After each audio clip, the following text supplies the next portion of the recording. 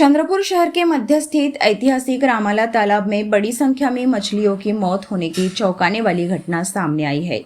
इस घटना को लेकर नागरिकों और पर्यावरण प्रेमियों में गहरी चिंता व्यक्त की जा रही है।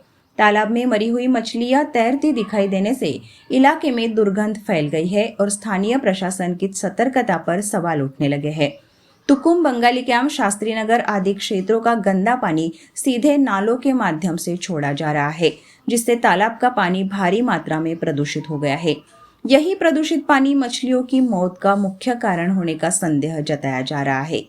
पर्यावरण विशेषज्ञ सुरेश चोपने ने इस संदर्भ में प्रतिक्रिया देते हुए कहा, गंदा पानी सीधे तालाब में छोड़े जाने के कारण पानी में ऑक्सीजन का स्तर घट जाता है, जिससे तालाब में रहने वाली मछलियों समेत अन्य जीवों को भारी नुकसान होता है। यह जैव विविधता के लिए गंभीर संकट है और इस पर तुरंत उपाय किए जाने की आवश्यकता है। चोपने ने रामाला तालाब के संरक्षण हेतु जल्द से जल्द सीवेज ट्रीटमेंट प्लांट लगाने की मांग की है। उन्होंने स्थानीय प्रशासन से इस मामले को गंभीरता से लेकर तुरंत कार्रवाई करने का आह्वान किया है। इस घटना ने एक बार फिर शहरी सीवेज प्रबंधन और पर्यावरण संरक्षण पर सवाल खड़े कर दिए हैं। चंद्रपूर शहरातील रामाळा तलाव हे गेल्या अनेक वर्षापासून एक सांडपाण्याचा तलाव म्हणून बनलेला आहे।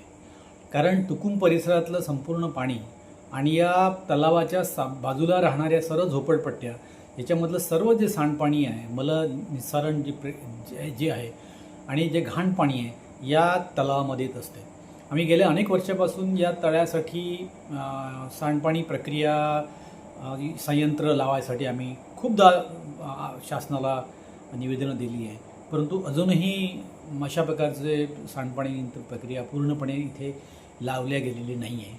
यामुळं दरवर्षी उन्हाळ्यामध्ये किंवा हिवाळ्यामध्ये इथल्या मासोळ्या मरतात।